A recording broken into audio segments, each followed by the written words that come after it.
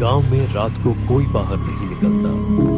लोग कहते हैं कि राधा भूतनी रात के 12 बजे जंगल से निकलती है और आज लोगों को डराती है। रामू, श्यामू और मनु चौपाल पर बात कर रहे हैं। श्यामू, राधा भूतनी ने सेठ के नौकर को डराया था, अब रात को कोई बाहर नहीं जाता। ये सब झूठ है। मैं रात को सेठ से कर्ज लेने जाऊंगा। सागर, गांव का बहादुर नौजवान, मनु, वहां लालच आता है। ठीक नहीं। राधा भूतनी लालची लोगों को सबक सिखाती है। मनु सागर की बात नहीं मानता और रात को सेठ से मिलने निकलने का फैसला करता है। मनु रात को जंगल के रास्ते सेठ के घर जा रहा है। वह और कर्ज लेकर अमीर बनना चाहता है। अचानक हवा ठंडी हो जाती है। राधा भूतनी सफेद साड़ी में सामने आती है। मनु, लालच छोड़ दे। ये तुझे और तेरे भाइयों को बर्बाद करेगा। मुझे छोड़ दो। मैं तो बस कर्ज लेने जा रहा हूँ। ये तेरा आखिरी मौका है। सुधर जा, वरना मैं तुझे नहीं छोड़ूंगी। राधा गायब हो जाती है। मनु डर के मारे घर भागता है और बुखार में बड़बड़ाने लगता है। सेठ श्रीराम ने रामू और उसके भाइयों पर कर्ज चुकाने का दबाव डाला है।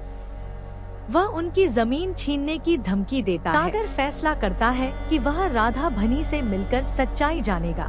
रात के 12 बजे सागर जंगल में जाता है और राधा को पुकारता है।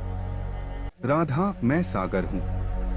अगर तू सच्चाई की साथी है तो मेरी मदद कर। सागर, तू बहादुर है। सेठ श्रीराम गांव वालों को लूट रहा है। ये बक्सा ले, इसमें उसके धोखे के सबूत हैं। और गायब हो जाती है। सागर, रामू, श्यामू और मनु गांव वालों को बुलाते हैं।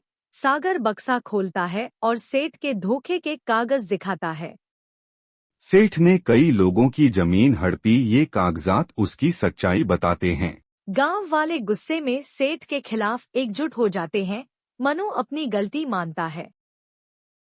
मैंने लालच किया, मुझे माफ कर दो सागर, तुमने हमें बचा लिया। सेठ को अपनी गलती माननी पड़ती है। वह रामू की जमीन वापस करता है। रामू, श्यामू और मनु अब साथ मिलकर खेत में मेहनत करते हैं। सागर भी उनकी मदद करता है। उनकी फसल बहुत अच्छी होती है।